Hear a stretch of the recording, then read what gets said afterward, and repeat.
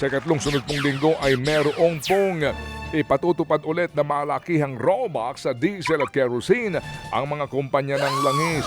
Mismong si Energy Secretary Sharon Garin ang siya nag-anunsyo nito sa rollback po sa petrolyo. Binawasan po ng 12 pesos and 94 centavos ang kada litro po ng diesel habang mababawasan daw ng 15.71 centavos ang per liter po ng kerosene. Pero ang gasolina ho naman tumaas ng 53 centimos. Dahil dyan, maglalaro po sa halos 76 na piso hanggang 107 pesos na per liter ang diesel. 72 hanggang 105 po naman ang gasolina, habang 125 hanggang 147 ang kerosene. Ito na ay katlong sunod pong ulit ng big time rollback ngayong pong buwan. Pero nakukulangan pa rin po dyan ng ilang grupo po ng mga drivers at operators. Panawagan pa rin po nila na maibaba sa 55 pesos ang liter ng diesel at pagbigyan ang kahilingan na 10 pisong taas sa minimum fare. Nanawagan naman po ang Meralco sa consumers na huwag magpaloko sa mga anilay misinformation sa social media. Kasunod po yan ang kaliwat ka ng reklamo ng netizens sa biglaang sipa ng bayarin sa kuryente ngayong buwan.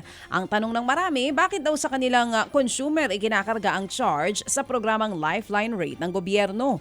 Dagdag pa daw yan sa kanilang gastusin, lalo ngayong nagtaas po ang presyo ng mga bilihin. Paliwanag ng Meralco, hindi daw yan epekto ng Lifeline subsidy. Sa katunayan, pinakamaliit daw ang porsyentong napupunta sa mga subsidiyang ito sa computation ng ating bill mula sa other charges. Ang tumataas daw sa ating charges ay ang generation charge. Dito daw kinukuha ang singil sa kuryente dahil nga sa pagtaas ng konsumo sa tuwing tag-init. Palalakasin po naman daw ng BIR at ng PAOK ang paghahabol sa buwis ng mga online seller. Gagamitin po ang mga ahensya na data at blockchain analytics para nga masubaybayan ang transaksyon. Layunin po nitong mahigpit na maipatupad ang pagbabayad ng tamang buwis sa digital na negosyo. Ipinatutupad na rin po ang 12% na VAT sa mga digital services at withholding din tax naman sa mga online sellers. Nakikipag-ugnayan na rin daw po ang ahensya sa BOC, sa AMLAC at DTI para po sa mas pinalakas na operasyon. At ayon po naman sa BIR, makakatulong ito para maprotektahan daw ang kita ng gobyerno at pantay na kompetisyon sa negosyo. Sa unang 3 buwan ng 2026 ay umabot na raw po sa 719.2 bilyon ang koleksyon ng BIR. Samantala pa rin, naglusad din po ang Bureau of Customs ng IMBOC program para sa integridad at modernisasyon ng ahensya.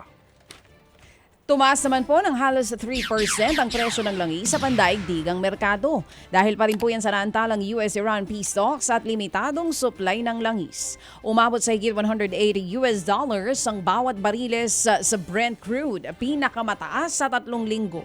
Nananatiling mababa naman ang daluyan ng langis sa Strait of Hormuz dahil pa rin sa tensyon.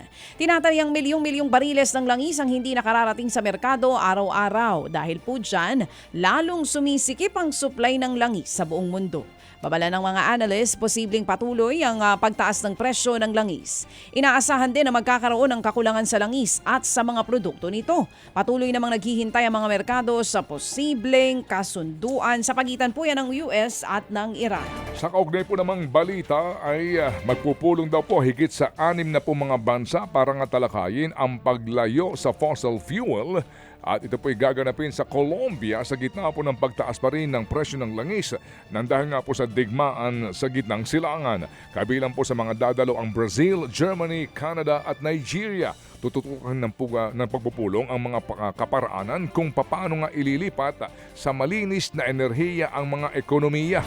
Tatalakayin din po ang mga pondo at polisiya na kailangan para po ito'y maisakatuparan.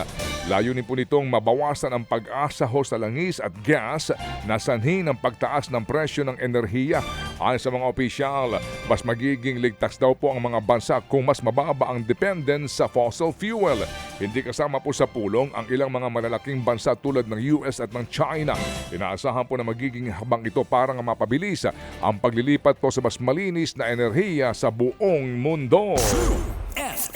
Mga kapatid, para sa iba pang mga balita at impormasyon, sundan niyo po kami sa X, Instagram, Facebook at syempre sa TikTok, True Network PH. Mag-subscribe din po kayo sa aming YouTube channel, True Network. May website din po tayo, truenetwork.ph, at pwede nyo rin po kaming mapanood sa Channel 19 ng aming True FM TV. Lagi pa rin makinig sa radyo dito po sa 105.9 True FM dahil dito, laging true sa'yo, kapatid.